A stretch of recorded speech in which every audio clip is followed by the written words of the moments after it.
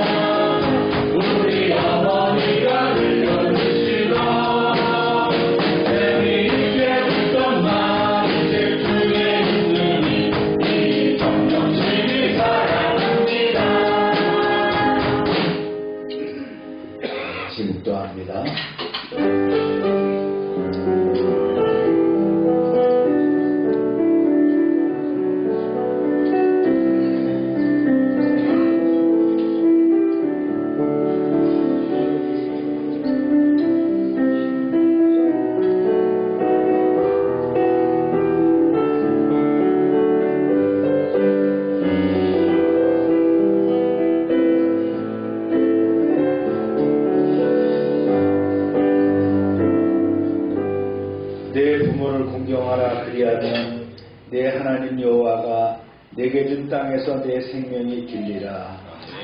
자녀들아 주 안에서 너희 부모에게 순종하라. 이것이 옳으니라. 내 아버지와 어머니를 공경하라. 이것은 약속 있는 첫 계명이니 이로써 내가 잘되고 땅에서 장수하리라. 아멘. 생명의 주인이 되시며 우리를 사랑으로 품으시는 하나님 아버지, 어버이 주를 맞아 온 교회가 한 마음으로 주 앞에 예배하게 하심을 감사드립니다. 아멘.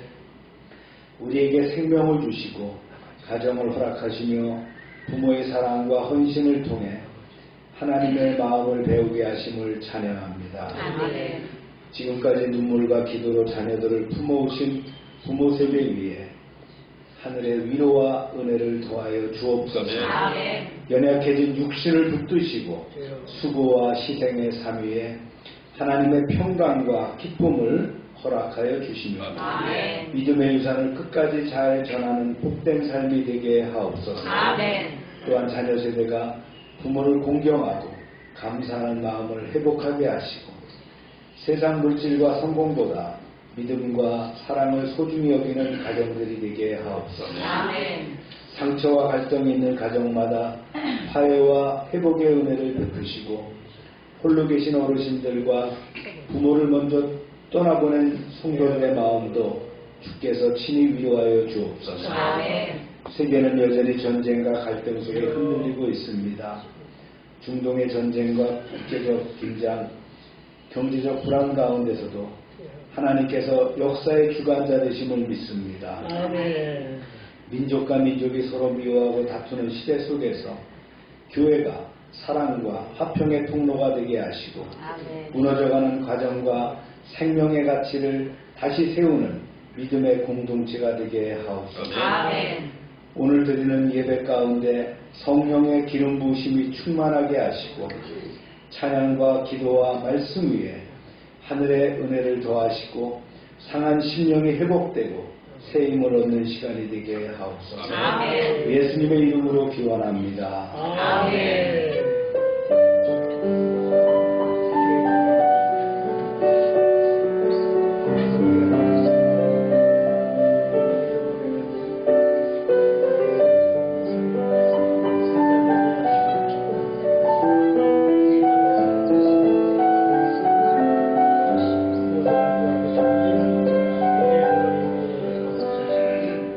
전능하사 천지를 만드신 하나님 아버지를 내가 믿사오며 그 아들 우리 주 예수 그리스도를 믿사오니 이는 성령으로 잉태하사 동정녀 마리아를 하시고 본디오 빌라도에게 고난을 받으사 십자가에 못 박혀 죽으시고 장사한 지 사흘 만에 죽은 자 가운데서 다시 살아나시며 하늘의 은사 전능하신 하나님 우편한 자에 계시다가 그리고서 산자와 죽은 자를 심판하러 오시리라.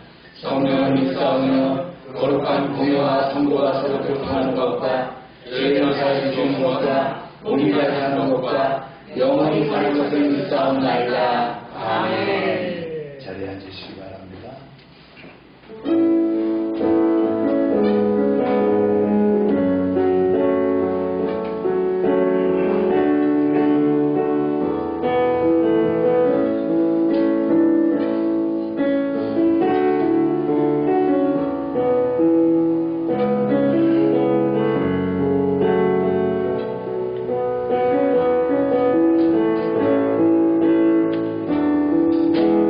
주여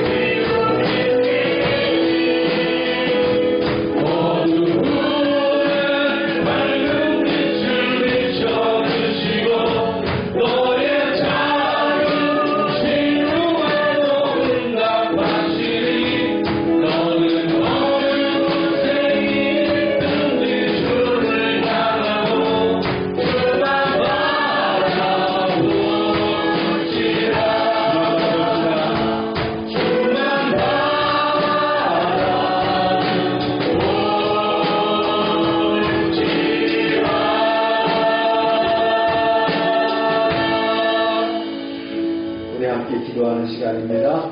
우리가 어버이주일을 맞이해서 부모님을 위해서 기도하시기 바랍니다. 또 하늘나라에 가신 분이 있다면 또 같이 함께 기도하시기 바랍니다. 주여 하고 한번 부르시고 기도합니다. 주여!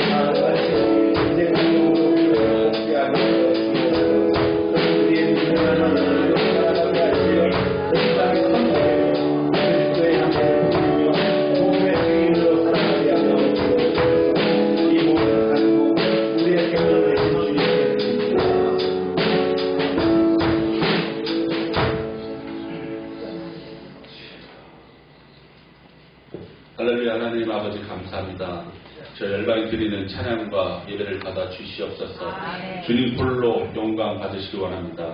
아멘. 자녀들아 모든 일에 부모에게 순종하라. 이는 주 안에서 기쁘게 하는 것입니다.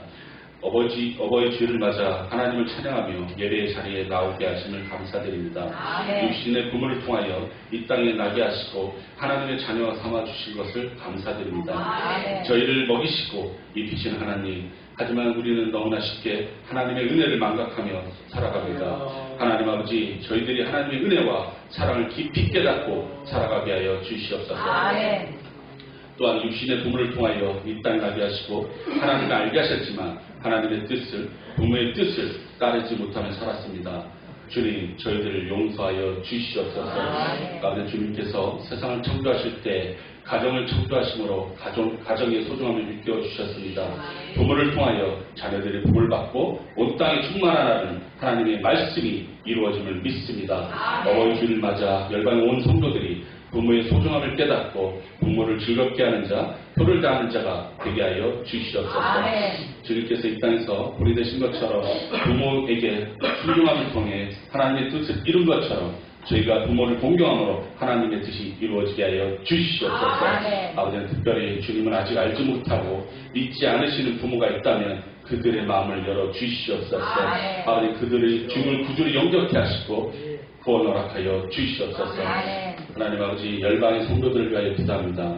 이 시간 예배에 동참하지 못한 저 열방의 형제, 자매를 긍휼히 여겨 주시옵소서. 아버지, 그들이 예배의 자리에 나오게 하여 주시옵소서. 우리는 부족하고 믿음이 연약하지만 저희 믿음이 정금과 같이 되게 하여 주시옵소서.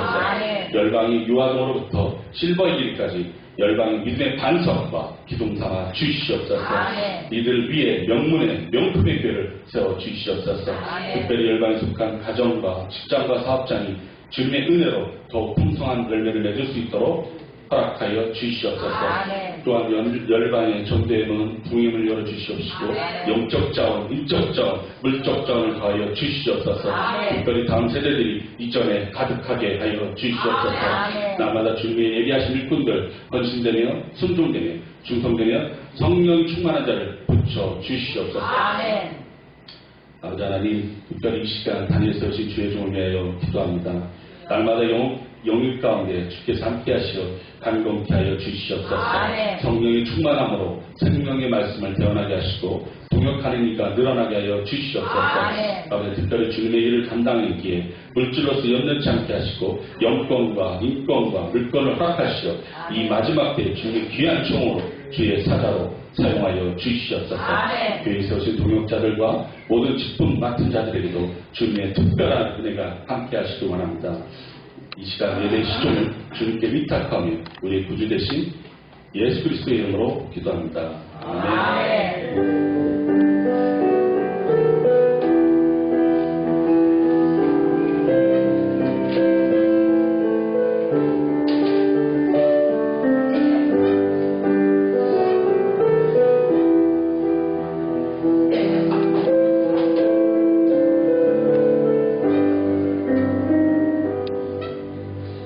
광고 시간입니다. 이번 주일은 어버이 주일입니다. 다음 주일은 스승의 주일이죠. 어버이 주일의 성경적인 의미는 단순한 가족 행사가 아니라, 또 어버이 주일은 단순한 가족 행사가 아니라 하나님께서 부모를 통해 생명을 주시고 가정을 세우심을 기억하며 부모 공경을 그 신앙 책임으로 배우는 그런 날이 바로 어버이 주일이 되겠습니다.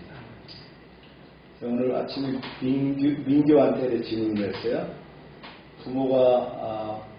부모가 되는 것이 더 쉬우냐 아니면 어렵냐, 자녀가 되는 것이 어렵냐, 뭐가 어렵냐 그랬어요. 답은 부모가 되는 것이 훨씬 더 어렵죠. 부모는 올라운드 플레이를 해야 됩니다. 그렇죠? 자녀가 해야 될 건 몇 가지 안 돼요. 성경은 그렇게 얘기합니다. 10계명의 5계명 중에서 하나인데 공경하라고 되어 있지. 부모를 공경하는 거. 예수님도 이렇게 부모에게 공경하고 순종했던 걸 봅니다. 그래서 약속 있는 첫 계명이다. 바울은 이렇게 정리를 했습니다. 그래서 오늘 어버이날인데 살아계신 부모님은 표를 낳을 뿐만 아니라 또 이 땅에 계시지 않는 부모가 있다면 또 회고하고 추모하는 그런 마음도 가지시길 바랍니다. 부모님이 돌아가 보시면 압니다. 그 부모님이 얼마나 소중했다는 것을. 대부분 살아가면서는 효도한다 그러면서 잘 몰라요. 근데 이 땅에 안 계실 때 그 부모님이 그립고 그 사랑에 대해서 참 깨닫게 됩니다. 그래서 그래도 그런 글이 있죠. 효도하려고 하니까 누가 없다고요? 부모가 계시지 않는다는 거예요. 우리가 맨날 전도하고 큐티하는데 마음을 다하고요. 오늘 애차는 비빔밥과 오렌지입니다. 어르신들 선물을 준비했습니다. 교회에서 양말을 준비했고요. 정육지역아동센터 그 센터장이 또 우리에게 이제 선물을 보내왔어요. 어르신들, 교인들 성도 나누더라고요. 그렇죠? 수제로 만들어서 꽃과 그 다음에 비누 보내왔는데 나누도록 하겠습니다. 나는 왜 양말 안 주냐? 근데 양말 안 받은 분은 아직 어르신은 아니기 때문입니다. 열방지역아동센터 프로그램을 진행합니다. 최기동 선교사님, 박병선 선교사님 업무 찾기 6기 계시고요. 박병선 선교사님은 건강검진 하시고 그 다음에 이제 개인 후원을 모집하고 계시고요. 최기동 선교사님 농사일 좀 보고 계세요. 농사일 정리하시고 집안일도 좀 돌아보시고 대상포진이 많이 나아졌는지 모르겠네요. 다 같이 읽겠습니다. 시작. 두려워하지 말라. 내가 너와 함께하리라. 놀라지 말라. 나는 내 하나님이 되리라. 내가 너를 굳세게 하리라. 참으로 너를 도와주리라. 참으로 나의 의로운 손으로 너를 붙들리라. 네. 말씀 읽겠습니다. 시작. 내가 전에는 비방자요, 박해자요, 폭행자였으나 도리어 긍휼을 입은 것은 내가 믿지 아니할 때 알지 못하고 행하였으리라. 우리 주의 은혜가 그리스도 예수 안에 있는 믿음과 사랑과 함께 넘치도록 풍성하였으나 그러나 내가 긍휼을 입은 까닭은 예수 그리스도께서 내게 먼저 일체 오래 참으심을 보이사 후에 주를 믿어 영생 얻는 자들에게 본이 되게 하려 하심이라. 아들 디모데야, 내가 내게 이 교훈으로서 명하노니 전에 너를 지도한 예언을 따라 그것으로 선한 싸움을 싸우며 믿음과 착한 양심을 가지라. 어떤 이들은 이 양심을 버렸고 그 믿음에 관하여 파산하였느니라. 기도합니다. 하나님 또 말씀 가운데 함께 하심을 감사합니다. 말씀을 통해서 은혜 받게 하시고 말씀을 통해서 우리를 새롭게 하여 주옵소서. 예수님의 이름으로 기도합니다. 사람은 그 자신의 과거를 기준으로 자신을 판단하게 되죠. 그래서 그런 얘기 많이 합니다. 나는 자격이 없어. 그리고 이제 스스로 물러나는 경향이 있습니다. 그러나 하나님은 인간의 과거가 아니라 하나님의 은혜를 기준으로 사람을 부르시고 사용하십니다. 사도 바울은 한때 교회를 핍박했던 자였습니다. 근데 놀랍게도 하나님은 그를 긍휼히 여기셔서 사도로 세우셨어요. 그래서 오늘 말씀은 그 은혜의 이야기며 동시에 우리를 향한 부르심의 이야기입니다. 그래서 하나님은 자격 있는 사람을 부르시는 것이 아니라 은혜로 사람을 세우시고 그를 통해서 하나님의 일을 이루어 가십니다. 그래서 바울을 향한 주님의 크신 은혜를 나눠보도록 합니다. 읽겠습니다. 시작. 나를 은하려 하신 그리스도 예수 우리 주께 내가 감사함은 나를 충성되게 여겨 내게 직분을 맡기시니니. 네. 나는 내게 능력을 주신 우리 주 그리스도 예수께 감사드립니다. 주님께서는 나를 신실하게 보시고 내게 복음 전도자의 직분을 주셨습니다. 그랬어요. 이어집니다. 말씀이 시작. 내가 전에는 비방자요 박해자요 폭행자였으나 도리어 긍휼을 입은 것은 내가 믿지 아니할 때에 알지 못하고 행하였습니다. 우리 주의 은혜가 그리스도 예수 안에 있는 믿음과 사랑과 함께 넘치도록 풍성하였도다. 네. 여러분도 알다시피 과거에 나는 복음의 해방꾼이요 박해자며 폭행자였습니다.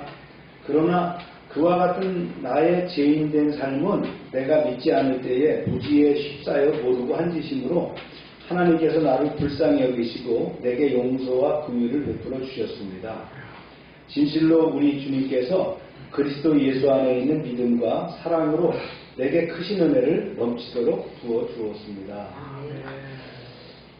마치 그 고백한 얘기 같죠? 나는 비방자요, 박해자요, 폭행자요. 뭐 조폭에 있었다 이런 얘기 같잖아요. 그렇죠? 네. 요즘 뭐 특히 조폭이 왜 이렇게 매스컴에 많이 나오는지 모르겠어요. 요즘 시대적으로 조금 그런 것 같아요. 대전에도 뭐 조폭이 난투극을 벌였다 뭐 이러는데 국가에서 그런 것들을 바로 잡아야 될 거라고 봅니다. 회심하기 전에 바울은 누구보다도 앞장서서 복음을 해방하고 신자들을 폭행한 그런 사람이었습니다. 하지만 그가 이제 참된 진리가 무엇인지 모르기 때문에 그랬다라고 고백을 합니다. 그렇다고 몰랐다고 해서 다 용서가 되는 것은 아니죠. 알지 못하고 저지른 죄도 죄는 죄입니다. 그런데 그런 자체가 나중에 하나님의 은혜를 통해서 뭐가 됐다는 거예요. 자신에게 선물이 되었다는 그런 고백을 합니다. 15절 말씀이 이어집니다.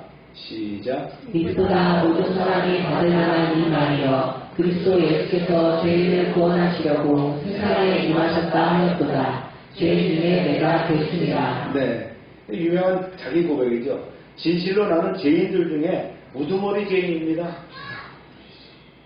그래서 믿부다라고 하는 건 믿음성이 있다 이런 말이에요.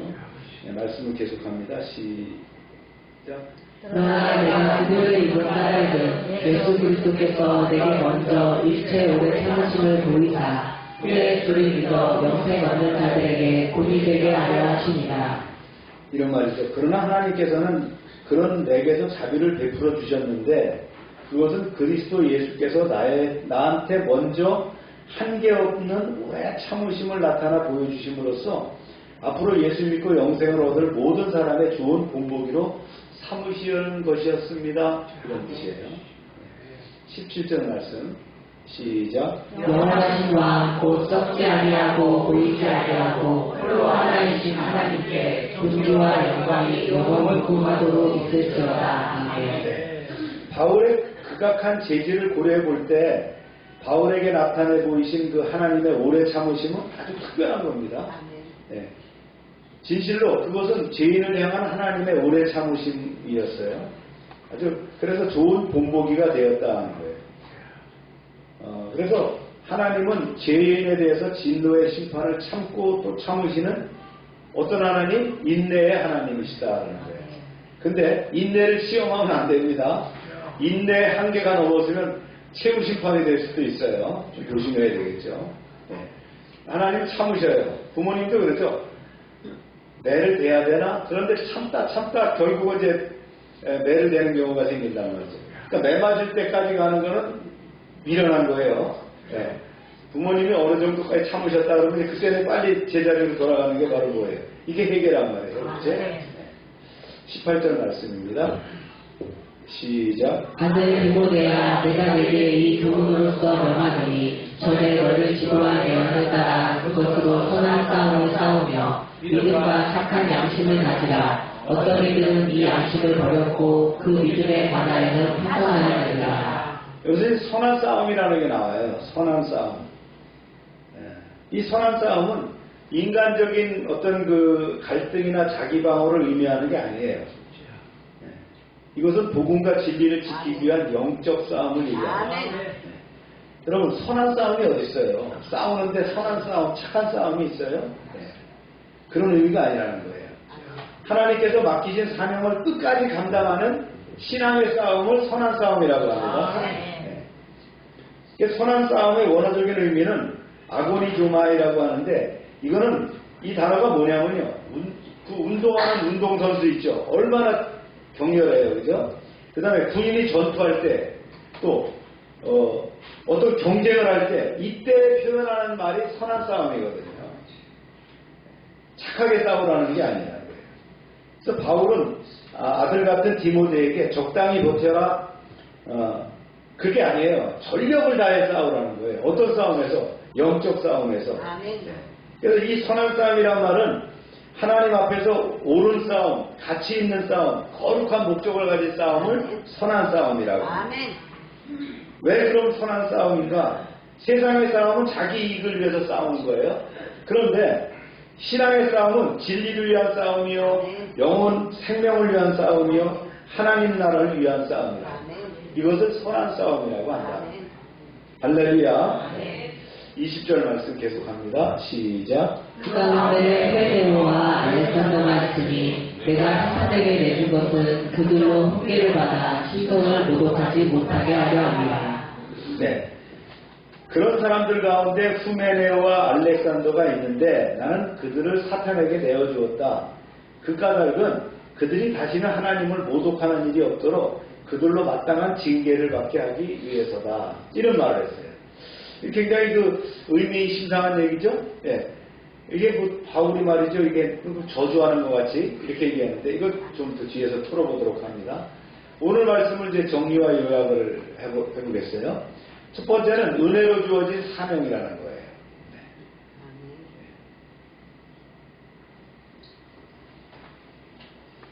그래서 바울은 자기의 그 과거가 어떻다 그랬어요? 비방자요, 박해자요, 폭행자였음을 숨기지 않았어요. 그러나 그는 그 모든 과거에도 불구하고 하나님의 긍휼을 입었고, 더 나아가서는 사도의 직분까지 맡기게 되었다. 이렇게 고백을 합니다. 그러면서 이는 사명이 인간의 자격이나 공로가 아니라 전적으로 하나님의 은혜로 주어졌다는 사실을 분명히 보여줍니다. 그래서 하나님의 은혜는 단순히 죄를 용서하는 데 그치지 않고 어떻게 한다고요? 새로운 삶과 사명을 부여하는 능력이라는 거예요. 이전 것은 지났으니 보라 새 것이 되었도다는 거예요. 하나님이 우리에게 은혜를 주시면 그냥 용서로 끝나는 것이 아니라 더 새롭게 앞으로 나아갈 수 있는 그 어드밴스, 발전된 나를 만들어 주신다는 거예요. 할렐루야. 네. 두 번째, 죄인을 구원하시는 복음의 핵심을 말씀했어요. 바울은 그리스도 예수께서 죄인을 구원하시려고 세상에 임하셨다는 복음의 핵심을 선언하면서 자신이 죄인 중에 뭐라고요? 괴수라고 고백을 했어요. 이것은 은혜를 깊이 경험한 자만이 고백할 수 있는 거예요. 그래서 하나님께서 그를 구원하신 그 목적이 이후 믿게 될 자의 본이 되게 하려는 것이었어요. 우리도 이제 그런 사람들 많이 봤습니다. 조아무개, 우리나라의 대표적인 깡패인데 교도소에 가갖고 예수님을 만나갖고 목사가 됐다. 근데 그 다음에 또 조폭으로 또 돌아갔더라고요. 그런 거 얘기하는 거 아니에요. 여기서 자기가 죄인 중에 괴수라고 하는 것은 뭐예요? 예, 내가 은혜를 받았는데 은혜를 받아서 내가 이렇게 완성체가 되고 변화가 되었다. 이걸 얘기를 하는 거예요. 그래서 결국 바울의 삶은 하나님의 오래 참으심과 긍휼을 드러내는 살아있는 증거가 됐고, 그 결과 어떻게 했어요? 하나님께 영광을 돌리는 찬양으로 나아갔다라는 고백입니다. 그 다음에 이제 세 번째, 선한 싸움과 신앙의 경고를 얘기합니다. 바로 디모데에게 선한 싸움을 싸우라고 권면하면서 믿음과 착한 양심을 지킬 것을 강조합니다. 네. 이 믿음과 양심을 버리면 신앙이 어떻게 된다고요? 파손된다. 대각가라는 것처럼 파손된다는 거예요. 그러면서 실제 예를 들었어요. 후메네오와 알렉산더와 같은 사람들의 예를 들으면서 위험성을 경고합니다. 그러나 교회 징계는 멸망을 위한 것이 아니라는 거예요. 회복을 위한 것이다. 하나님께서는 죄인이 돌이켜서 다시 서기를 원하시는 분이라는 거죠. 그래서 하나님이 주시는 징계가 있어요, 우리한테. 그 징계는 뭐예요? 이 징계는 뭐냐면 다시 세워주시겠다는 그런 뜻이에요. 불복하지 말고 징계를 잘 통과하면 한 단계 도약된 인생이 된다. 이런 얘기예요. 이런 말씀도 오늘 우리가 좀 더 이제 깊이 나눠볼게요. 첫 번째, 바울이 비방자, 박해자, 폭행자라고 했어요. 그 이유가 뭐냐는 거예요. 그래서 이가 이제 회심하는 과정이 뭔가를 좀 짚어보고요. 하나님이 이렇게 사람을 꺾어서 쓴다는 거예요. 여기에 이제 이 내용을 좀 우리가 중점을 가지고 좀 나눠보도록 합니다. 그렇죠. 비방자, 그 다음에 박해자, 폭행자. 이게 이제 바울이 자신을 과거를 드러낸 고백입니다. 이게 무슨 거냐? 바울에게 있어서 이게 무슨 뜻이냐 이거예요. 첫째, 비방자는 뭐예요? 예수 그리스도를 모독한 자라는 거예요. 하나님이나 거룩한 것을 모독했다. 이게 비방자라고 하는 거예요. 그래서 바울은 회심 전에 그 이름이 뭐였어요? 사울이었어요. 사울이었는데 이름이 뭘로 바뀌었어요? 바울로 바뀌었잖아요. 사울이 큰 자라면 바울은 작은 자예요. 자기 이름이 큰 자라는데 작은 자로 바뀌었어요. 주의 종이 되고 나서는. 처음에는 비방자였다는 거예요. 어떻게 비방을 했는가 보면요.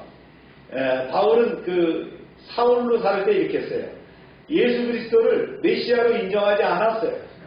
예수 믿는 자들을 이단으로 여겼고 예수 이름을 그 자체를 회방했어요. 그런 자였는데 그가 예수 믿는 사람을 어떻게 했어요? 체포했어요. 그러면서 예수 이름을 부인하게 강요합니다. 그리고는 복음을 거짓된 것으로 여겼다. 그런 삶을 살았던 사람이에요. 사도행전 26장에 보면 바울이 이렇게 합니다. 많은 성도들을 옥에 가두고 또 모든 회당에서 여러 번 형벌하여 강제로 모독하는 말을 하게 하고. 그러니까 보통 그 비방자가 아니에요. 그렇죠? 아주 악질이었어요. 그래서 단순한 반대자가 아니라는 거예요. 그래서 예수 그리스도 이름 자체를 공격하는 사람이 누구라고요? 사도 바울이었다는 거예요. 그뿐만 아니라 박해자였다. 교회 조직을 핍박하는 자죠. 바울은 초대교회 최대 박해자입니다. 대표적인 그 박해가 뭐였어요? 성경에 나오는 스데반을 순교하게 해서 스데반을 죽인 거예요. 스데반 집사죠. 초대교회의 대표적인 집사 스데반을 죽인 사건입니다. 그게 바로 이제 사도행전 7장 58절에 나와요. 증인들이 옷을 벗어서 사울이라고 하는 청년의 발에 앞에 놓았다는 거예요. 그 현장에 있었다는 거죠. 그 다음에 사울은 그의 죽임당함을 마땅히 여겼더라. 죽어도 싸다. 이렇게 여겼다는 거예요. 그런 자였어요. 그런데 그는 어떻게 했느냐 이렇게 했어요. 집집마다 찾아가 들어가서 성도를 끌어냈고 감옥에다 가두고 대제사장의 공문을 받아서 체포영장을 가지고 다메섹으로 기독교인들을 잔멸하기 위해서 갔던 사람이었다는 거예요. 참 지독한 사람이죠. 여기서 성경이 그런 말이 나와요. 사울이 교회를 잔멸했어요. 여기서 잔멸하다라고 하는 이 뜻은요, 그냥 잔멸이 아니에요. 헬라어로 보면 이 말이 맹수가 먹잇감을 찢는다라고 하는 강한 표현입니다. 표범이 말이죠. 그 짐승을 잡아서 찢는 것처럼 이걸 잔멸이라고 하는 거예요. 그런 사람이었다는 거예요. 그냥 방해하고 말이죠. 박해하는 정도가 아니었다는 거예요. 그리고 폭행자였다라고 고백을 합니다. 난폭한 그런 그 잔인한 행동을 했다는 거죠. 그래서 폭행자는 단순한 폭행이 아니거든요. 아주 오만하고 잔인하고 공격적이다는 이런 것들이 포함되는 거예요.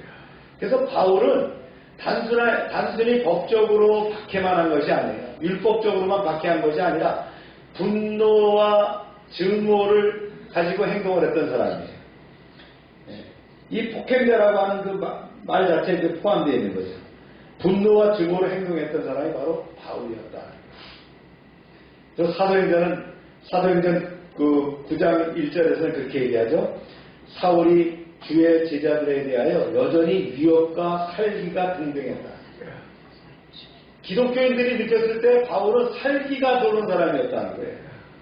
그런 복음을 향해서 분노가 끌어올랐어요. 그런 사람이었어요. 바울이 그렇게 된 이유가 뭘까요? 율법에 대한 열심이었어요. 그가 가말리엘의 문화에서 교육을 받은 철저한 바리새인이었어요. 이 바리새인들 중에서 아주 유명한 학파가 있는데 가말리엘 학파거든요. 그 밑에서 공부를 한 아주 유명한, 우리로 말하면 아주 명문대학을 졸업한 그런 사람이었어요. 그 당시에.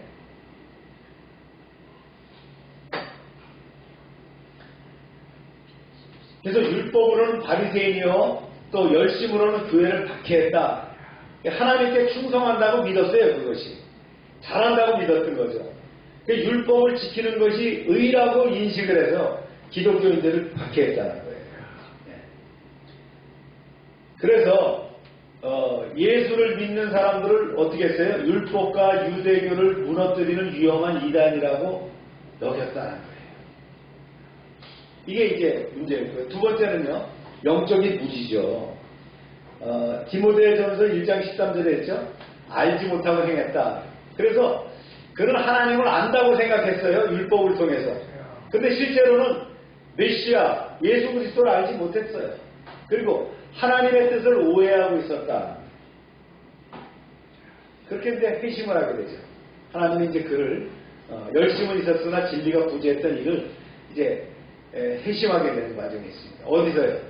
다메섹으로 가는 도중에 대제사장의 체포영장을 가지고 다메섹으로 가는 도중에 빛을 바라보게 되는데 그 빛을 보고선 주저앉게 됐어요. 엎드려질 거죠? 그때요. 어떻게 됩니까? 사울아 사울아 내가 어찌하여 나를 핍박하느냐 하는 부활하신 주님을 만나게 되는 거예요. 그래서 사울은 충격적인 사실을 깨닫고 자신이 받게 했던 예수가 살아계신 하나님이라는 사실을 알게 되는 거예요. 이런 사건이 있었다. 그래서 완전히 꺾어지게 됩니다. 그는 눈이 멀었어요. 눈을 못 뜨고 사흘 동안 마시지도 먹지도 못했어요. 거기가 어디냐? 직가라고 하는데 다메섹으로 가다가 직가라는 거기에서 이런 일이 생기게 됐어요. 여관에서 말이죠. 먹지도 못하고 눈도 못 뜨고 있었단 말이에요. 이 시간에 어떻게 했어요? 그의 교만이 깨지게 되고 그 자기 의의를 깨닫게 되고 종교적인 자부심이 무너지게 됐어요. 하나님은 어떻게 했어요? 그를 완전히 먼저 꺾으셨다. 그때 이제 아나니아를 보내십니다. 선지자 아나니아를 보내셔서 회복을 시키시죠. 그러면서 아나니아에게 이런 말씀을 주셨어요. 그는 내 이름을 이방인과 임금들과 이스라엘 자손에게 전하기 위하여 택한 나의 그릇이다. 아멘. 하나님이 그렇게 말씀하시더라. 너는 이방의 사도로 부름받은 자다. 라는 것을 바울에게 얘기할 때 바울이 소름이 끼치면서 회개의 통 안에 눈물이 나왔겠죠. 그렇죠? 그동안 자기가 얼마나 많은 사람들을 죽이고 잡아놓고 박해했던가. 그래서 박해자가 복음 전도자로 변하게 됩니다. 그래서 교회를 무너뜨리던 자가 누가 됐어요? 교회를 세우는 처치 프렌터가 됐다. 할렐루야. 바울만 그랬느냐는 거예요. 하나님께서 사람을 꺾어서 사용하시거든요. 성경에서는 하나님께서 사람을 낮추고 깨뜨리신 후에야 사용하신 사례가 많이 나오는 거예요. 성경의 대부분의 인물은 바로 그렇게 해서 쓰셨다는 거예요. 우리를 말하면 막 명문대학을 졸업하고 아주 똑똑하고 그러니까 내가 너를 택할게 이렇게 안 하셨다는 거예요. 모세가 그랬죠. 모세가 젊을 때 왕자로 자라면서 얼마나 혈기가 왕성했어요? 사람을 죽이게 됐어요. 그러나 하나님은 그가 광야 40년을 통해서 양 꽁무니만 따라다니게 하셨다는 거예요. 그러면서 철저하게 낮추신 다음에 그를 시내산에서 불러서 출애굽의 지도자로 세우시는 거예요. 아멘입니까? 야곱 보세요. 야곱의 이름이 뭐예요? 속이는 자예요. 발뒤꿈치를 잡는단 말이죠. 뒷북을 치는 자라는 거예요. 그러나 야복강에서 하나님과 씨름을 하죠. 이제 아내 넷과 자녀들을 데리고 많은 가축의 무리를 데리고 이제 돌아오고 있는데 야복강을 만났는데 다 보냅니다. 양 떼도 보내고 소 떼도 보내고 다 보내요. 아내들도 보내고 자녀들도 보내고 자기 뒤에 남아요. 왜? 앞에 누가 있어서? 형이 지금 군사를 400이나 이끌고 온다는 거예요. 일개 대대병력을 끌고 오니까 뒤에서 있는 거예요. 그러다가 하나님의 사자, 하나님과 만나서 밤새 씨름을 하는 거예요. 그러다가 하나님께서 어떻게 합니까? 이제 나 가야 되겠다. 그러니까 못 갑니다. 그러니까 하나님이 어디를 쳤어요? 한도뼈를 쳐가지고 절뚝발이가 되게 돼요. 지금으로 말하면 고관절이 부러졌다. 그런 상태에서 내가 너를 이제는 이스라엘이라 부르리라. 아멘. 너를 야곱이라고 하지 않고 이스라엘이라 부르리라.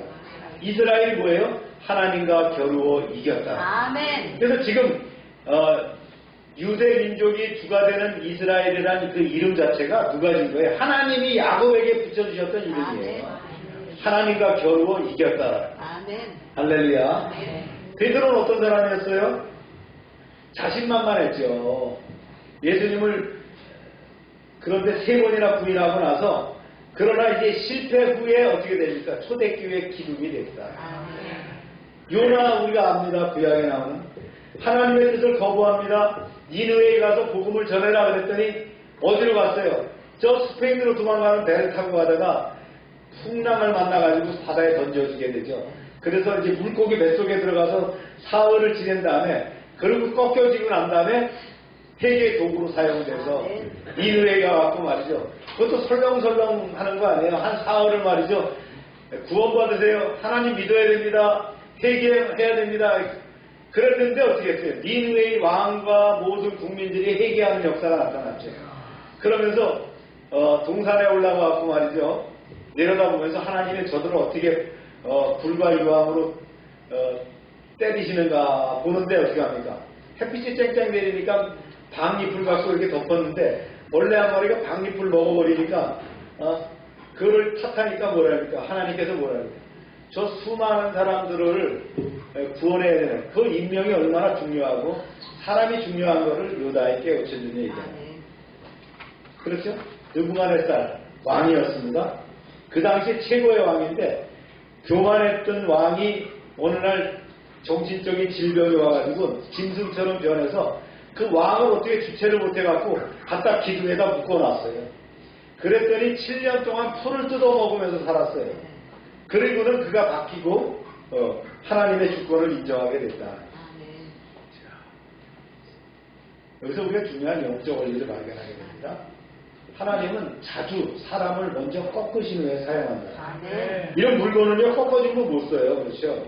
근데 사람은 어떻게 해요? 꺾어줘야 사용한다. 이게 중요한 거예요. 왜 그러시냐? 왜냐는 거예요. 자기 의를 제거하는 거예요. 자기 잘났다고 하는 거 이거 하나님이라는 못 써요. 두 번째는요. 하나님만을 의지하게 하는 거예요. 세상이 아니라 내가 배운 학식, 내 힘, 내 능력, 내 물질이 아니라 하나님만 의지하게 하는 거예요. 그 다음에 은혜를 아는 사람으로 만들어간다. 내가 세상적인 의의를 가지고 승리하는 것이 아니라 하나님의 은혜가 있을 때 세상을 이길 수 있다는 거예요. 그렇습니다. 하나님은 오늘도 교만한 사람을 낮추시고 자기 의를 깨뜨리시며 깨어진 사람을 통해서 하나님의 일을 이루어 가십니다. 그래서 신앙의 핵심은 뭐냐면요. 내가 얼마나 강한가가 아니라 내가 얼마나 하나님의 은혜 앞에 무너졌는가. 이게 중요하다. 이 진리를 여러분들이 아시길 바랍니다.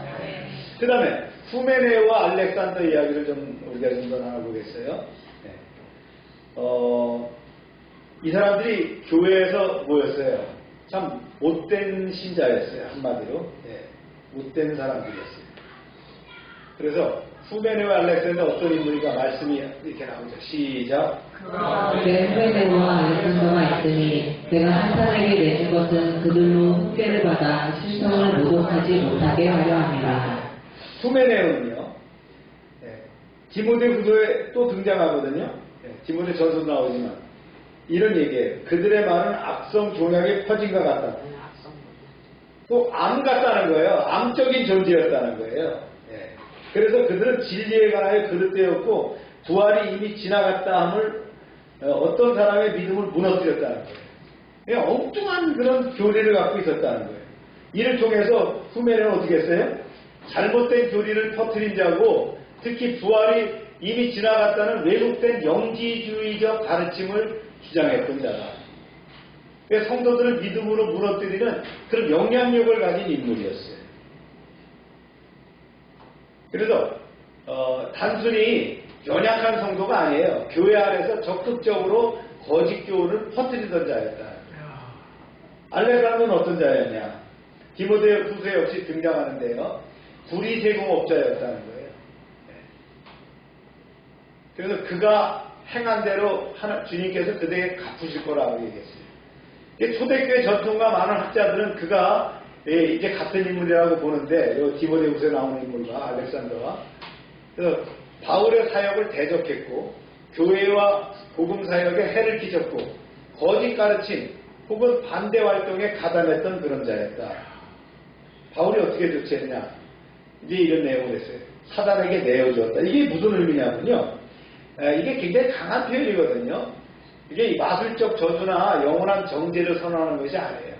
성경적으로 뭐냐면 교회 공동체에서 출교를 명했다는 거예요. 징계했다는 거예요. 즉 교회의 보호와 교제 밖으로 보냈다 이래요. 이 당시 초대교회에서는 교회 아니라고 하는 건 성도냐 아니면 여기서 출교당했냐가 굉장히 중요했다는 거예요. 서양 역사를 보면 이런 것들에 대한 전쟁의 이야기, 교황과 또 왕가의 카노사 부족 이런 얘기들이 나와요. 그런데 이 비슷한 내용이 이제 고린도 5장에서 또 나오게 되는데요. 이런 자를 사탄에게 내어주었으니 그랬어요. 이건 뭐냐면요. 초대교회에서 교회 공동체는 어떤 공동체였어요? 은혜의 영역이었고 말씀과 성도를 보호하는 그런 영역으로 여겨졌기 때문에 그랬어요. 반대로 교회 밖은 뭡니까? 사탄의 지배 아래 놓인 세상의 영역이었다. 그래서 사탄에게 내어줬다 이렇게 얘기하는 거예요. 이해갑니까? 네. 따라서 바울은 그들을 완전히 버린 것이 아니라 뭐라고요? 교회 밖의 고통과 결과를 경험하게 함으로써 회개할 목적으로 출교했다 이런 얘기입니다. 이해가시죠? 바울이 올바른 조처였느냐 하는 거예요. 그렇죠? 교회를 보호하기 위해서는. 아멘. 예. 거짓 교훈은 교회를 무너뜨립니다. 이미 그 후메네오를 보니까 여러 사람의 믿음을 무너뜨렸고 복음 자체를 왜곡했다는 거예요. 그래서 바울은 디모데전서 전체에서 뭐라고 얘기했어요? 다른 교훈을 가르치지 말라. 첫 번째 우리가 첫 주에 배웠죠. 디모데전서 첫 주에. 그래서 얘기한 거예요. 교회가 거짓 교훈을 방치하면 어떻게 돼요?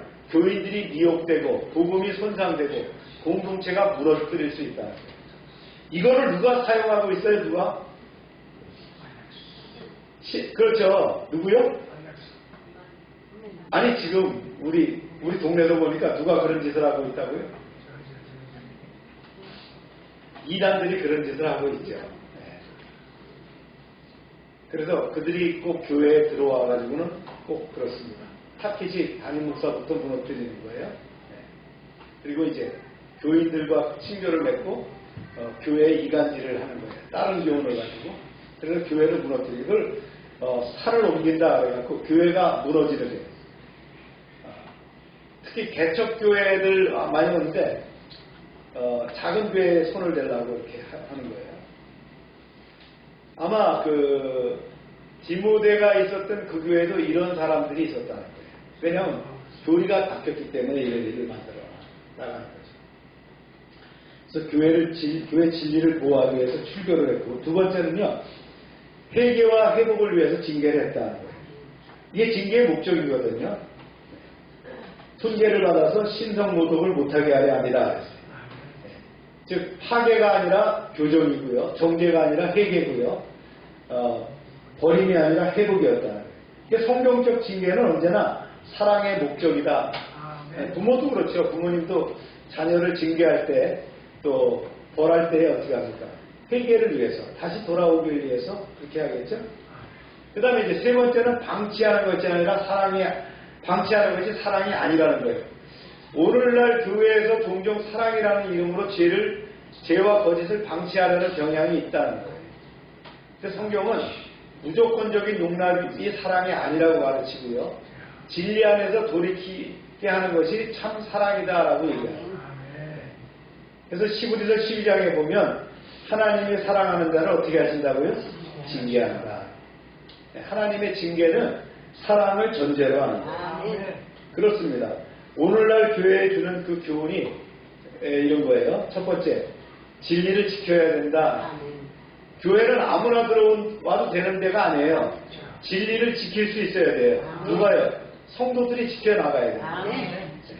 외부 세력이 들어와서 막 이렇게 저렇게 휘몰아쳐야 되는 것이 교회가 아니라. 그 다음에 징계는 최후의 수단이 돼야 되겠죠. 그래서 징계의 목적은 회복의 원칙이고요. 지도자는 거룩한 책임감을 가지고 교회를 지켜야 돼요. 우리 중직자들은 교회를 지키는 거예요. 믿음의 공동체를 지키는 거예요. 선한 싸움을 싸우는 거예요. 영적 전투를 통해서 우리 교회, 우리 성도, 우리 가족들을 지켜나갈 수 있어요. 아멘입니까?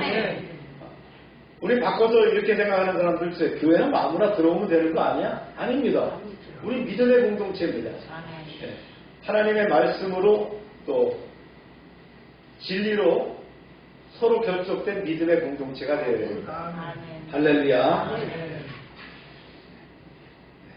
정리한 내용을 한번 여러분 읽어볼까요? 시작. 후베네오와 알렉산더는 거짓 교육과 신성 모독으로 교회를 혼란케 한 인물들이었습니다. 바울은 그들을 사탄에게 내어주었다고 표현할 만큼 강한 징계를 시행했지만 그 목적은 멸망이 아니라 회개와 회복이었습니다. 이는 그들의 진리를 보호하고 죄인을 돌이키게 하려는 사랑의 조치였으며 오늘날 교회 역사, 진리와 사랑 사이의 균형 속에서 거룩한 공동체를 세워가야 함을 보여줍니다. 여러분들은 모르지만 제가 교회에서 내쫓은 사람도 있어요. 늘 삐딱하게 얘기하고 엉뚱한 말을 하고 그래서 다른 교회 가시라 그랬어요. 좋은 교회 찾아가시라. 우리 교회에서는 내가 못 받아들이겠다. 전 그렇습니다. 교회에서 잘못하면 내보냅니다. 왜냐하면 공개적으로 징계해서 나갈 수 있는 사람이 아니잖아요. 내보냅니다. 우리 틀에 안 맞는 사람. 교회는 보호받아야 되는 곳이다. 그래야 믿음 안에서 우리의 자녀들이 여기서 결혼도 하고 애도 낳아서 저렇게 키우고 이런데 교회가 너나 할 것 없이 막 드나들어서 이 말하고 저 말하면 진리를 무너뜨릴 수 있다. 아멘입니까? 아멘. 그러니까 대형 교회 가면 교회를 구경을 하러 다니는 사람들이 많아요. 제가 아는 교회는 교인 중에 3분의 1이 등록 안 하고도 온대요. 그래서 그게 좋은 교회냐? 그게 아닙니다. 우리가 믿음 안에서 가족이 되는 거예요. 하나님의 가족에 대해서 이렇게 함께 하는데 여기에 엉뚱한 사람이 이 후메나와 알렉산더 같은 사람들이 들어오면 어떻게 돼요? 복음이 깨질 수밖에 없다. 하나님 기뻐하지 않는 것이다.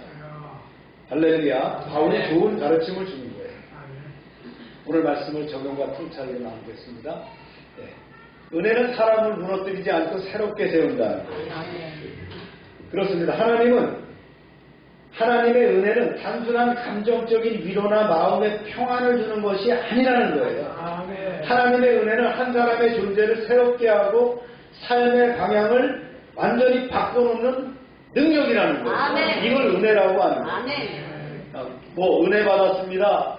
그것이 뭐 위로가 됐다. 이 정도가 아니라는 거예요. 하나님의 은혜는 우리를 완전히 바뀌어서 새 사람으로 만드는 거라. 바울이 이렇게 됐다는 거예요. 그래서 하나님은 죄인을 용서하시는데 끝나지 않아요. 그를 사명자로 세우시는 거예요. 그래서 은혜를 경험한 사람은 더 이상 과거에 눕고 있지 않습니다. 반드시 새로운 삶과 사명의 자리로 나아가게 됩니다. 어떻게 살아야 될 것인가 오늘 나눠보겠어요. 첫 번째가 은혜는 과거를 넘어서 사명을 주시는 거예요. 말씀 볼까요? 시작. 나를 능하게 하신 그리스도 예수 우리 주께 내가 감사하며 나를 충성되이 여겨 내게 직분을 맡기시니.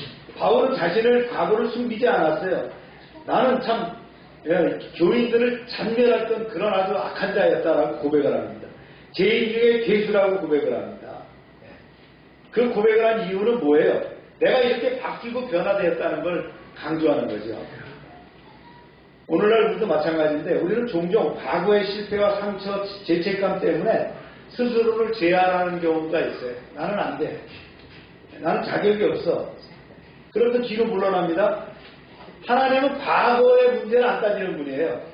하나님 뭘 따져요? 은혜 받은 사람을 더 돌보는 분이다. 모세도 살인자였어요. 출애굽의 지도자가 됐습니다. 바울은 예수님을 3번이나 부인했던 자인데 초대교회 기둥사도가 됩니다. 하나님은 깨어진 사람, 낮아진 사람, 은혜를 아는 사람을 통해서 일하신다는 거예요.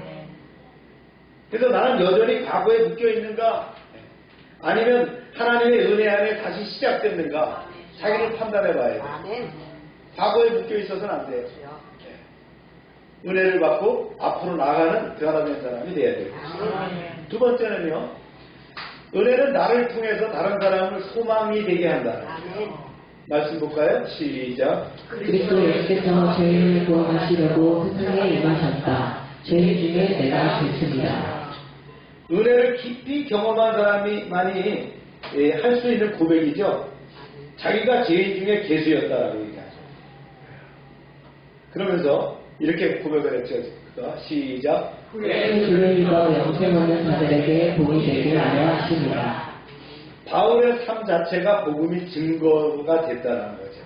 하나님이 나 같은 사람도 살리셨다면 누구든지 구원할 수 있어. 바로 이런 얘기 하고 있는 거예요. 우리가 받은 은혜는 우리 안에만 머물러서는 안 돼요. 우리의 변화된 삶이 다른 사람에게 복음의 소망이 되어야 합니다. 아멘. 절망 가운데 있던 사람에게 또 실패 속에 있는 사람에게 죄책감 속에 살아가는 사람에게 우리의 삶이 뭐가 돼요? 하나님의 은혜의 증거가 되어야 돼요. 신앙은 단지 교회 안에서 종교 생활하는 것이 아니에요. 내 삶을 통해서 예수 그리스도를 나타내는 거예요. 아멘. 그래서 나의 삶은 다른 사람에게 어떤 메시지를 전하고 있는가? 내 삶을 통해서 사람들이 하나님의 은혜와 소망을 보고 있는가? 이것이 바로 어떤 사람의 선교적인 삶을 살아갑니다. 할렐루야. 세 번째는요. 은혜는 끝까지 선한 싸움을 싸우게 한다. 아멘. 선한 싸움. 예. 아멘. 착한 싸움이라는 건 없어요. 신앙은 가만히 있어도 유지되는 것이 아니죠. 믿음을 지키기 위해서는 영적 싸움이 필요하다. 아멘. 네. 선한 싸움을 싸우며 믿음과 착한 양심을 가지라고 했어요. 아멘. 네. 보세요. 이 싸움은 뭐예요? 죄와의 싸움이에요.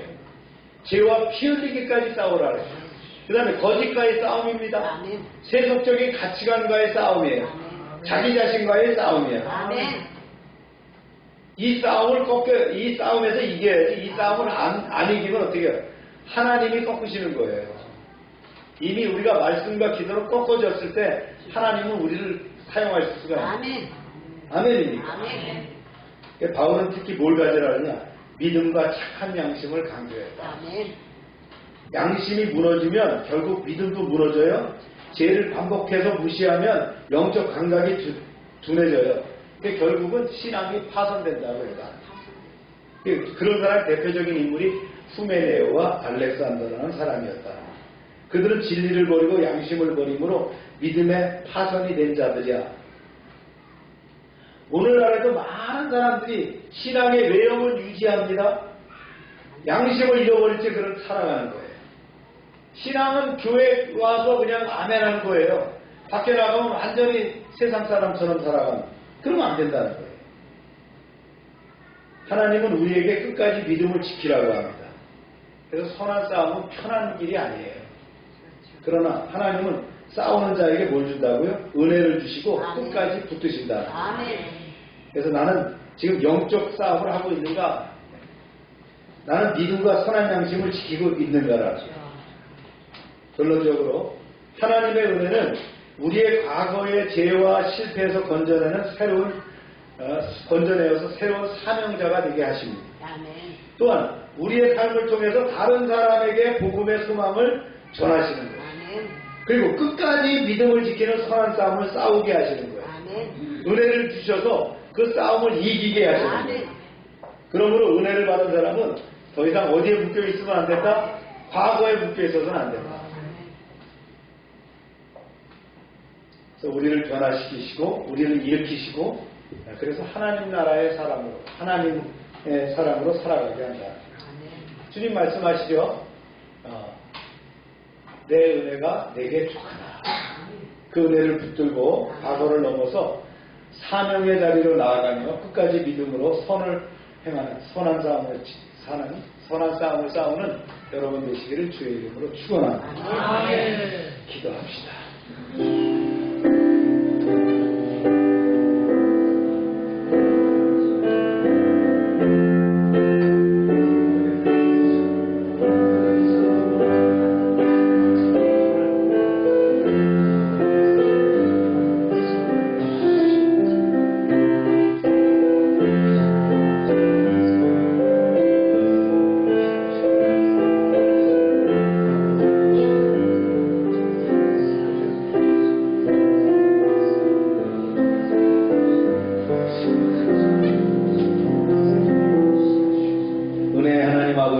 과거의 죄와 허물 가운데 있던 저희를 긍휼히 여기시고 예수 그리스도를 통해 구원하여 주심에 감사드립니다. 자격 없는 저희를 은혜로 세우시고 사명자로 불러주신 그 사랑을 잊지 않게 하옵소서. 바울과 같이 우리의 연약함을 고백하면서도 그보다 더 크신 하나님의 은혜를 붙드는 믿음을 주옵소서. 오늘도 믿음과 선한 양심을 지키며 선한 싸움을 끝까지 싸워 나아가게 하여 주옵소서. 결코 믿음이 파손되지 않도록 붙들어 주옵소서. 우리의 삶이 복음의 증거가 되어서 다른 사람에게 소망을 전하는 통로가 되게 하시고 주님께 영광 돌리는 그런 삶이 되게 하여 주옵소서. 예수님의 이름으로 기도합니다. 우리 다 같이 일어나셔서 어머니의 마음 우리가 또 노래하면서 축도로 나아갑니다.